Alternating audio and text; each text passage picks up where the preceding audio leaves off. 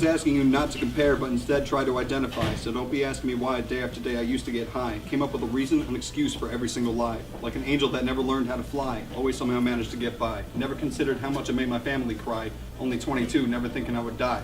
Never getting the chance to say goodbye. Now more than ever, I'm dedicated but nervous, beginning the 12-step program and putting in service, knowing that God brought me back for a greater purpose. Take the first step to get to the next, trying to figure out what's best and set aside the rest. Knowing whether to go north, south, east, or west, the choices we make is the test. No matter where we go, we are blessed as we continue on our quest.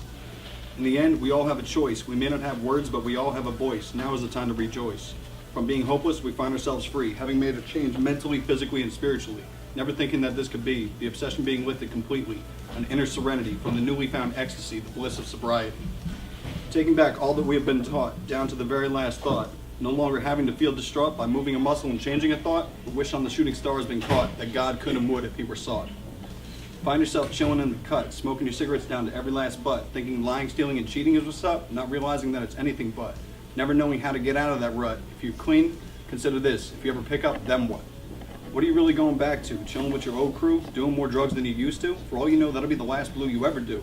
Is it really worth it to sit in your own shit, bleed out to a vein you can't hit? This is the shit you don't want to admit, a suicide you don't need to commit. If you're still here, you still got a chance to quit. Think of all the shit that you had to go through, that you had to do back when you're still sick. How are you going to keep your pipe lit when you break your only bick? How do we really know what's good for us early on when we don't even know what makes us tick? It's disgusting. When you're all alone, no longer in the sight, no longer able to see your kids because somebody called Dife, only allowed supervised weekend visitation rights to your kids after having gone to court with your now ex-wife. Sorry, but I ain't about that life. How does it make you feel knowing that every night the cops respond to a call of domestic violence, enthralled with rage the cop sirens turn to silence? That was the last fight your kid saw that night, and he hasn't seen you since. It's been 2 years. Now that you're out of jail, there hasn't been much of a difference.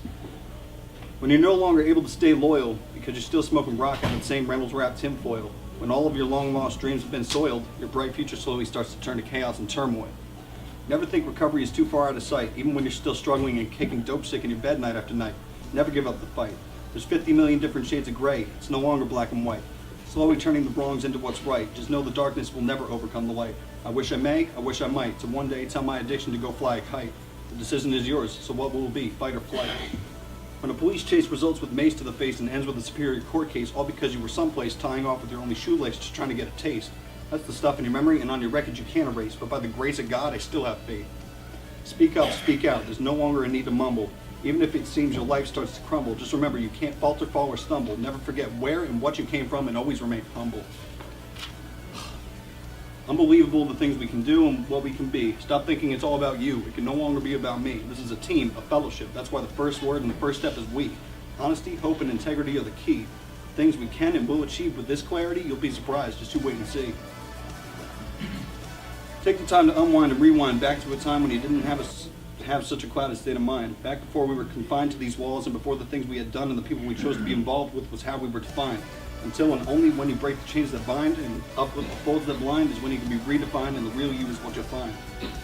All the people's kindness and love that you have been supplied, you've always taken for granted instead of in stride. When you finally set aside your pride and take a look inside, maybe even let out some tears when you've cried, eyes wide open to how stupid your reasoning for having lied, this is when these steps and these principles can be applied.